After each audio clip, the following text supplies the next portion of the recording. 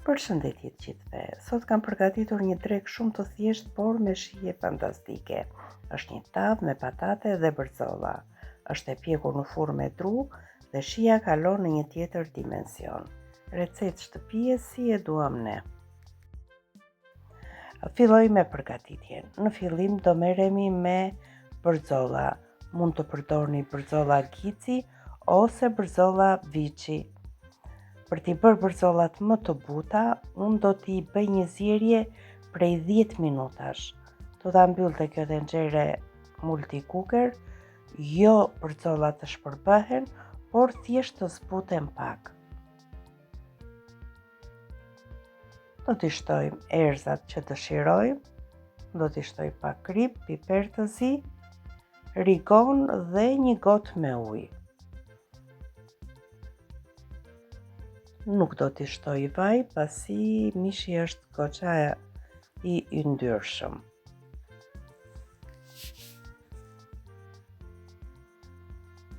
Mund ta mbyllni edhe në tenxhere presioni ose në tenxhere të zakonshme. Mjafton që të ngulet piruni.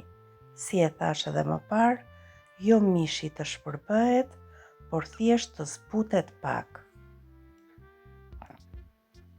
E mbyllim në tenxhere vetëm për 10 minuta. Fillojmë të merremi me përgatitjen e tavës. Tu është një qep goxha e plotë e madhe, e presim në pjesë të vogla dhe e vendosim në tigan për t'i bërë një kaurdisje. Natyrisht që do t'i shtojmë vaj ulliri.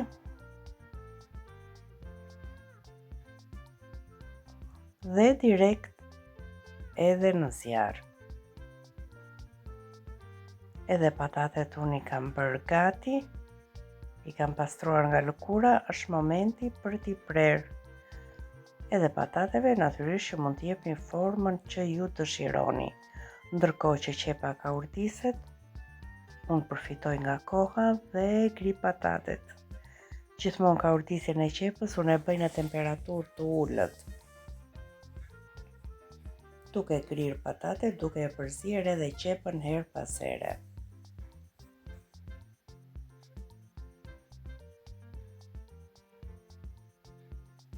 Qepa tashmë është gati.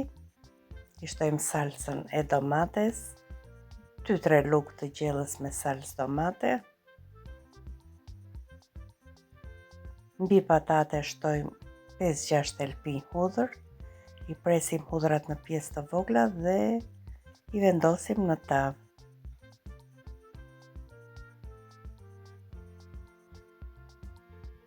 Edhe mishi ndërkohë ka zier, lëngun që ka mishi do ta shtoj në tigan.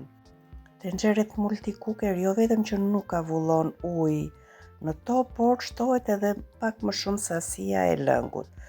Ne shtuam një gotë 200 ml me ujë, është pothuajse 300 ml lëng mishi.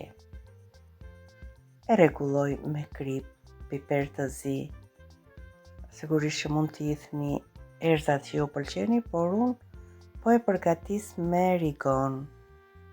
Salsën e përgatitur e vendosim sipër patateve dhe direkt në furrë derisa ta shikoni që patatet janë shkrirë.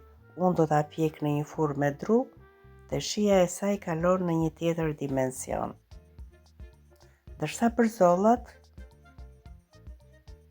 si e shikoni, janë zbutur dhe ngulet piruni, do t'i bëj një lyerje me furç me një salsë turke, është barbecue dhe i bën të shijshme. I lyejm nga të dyja anët. Duket e errët kjo salsë, po kur lyhet bëhet më e qelur. Edhe bërżollat unë do t'i skuq në zjarr.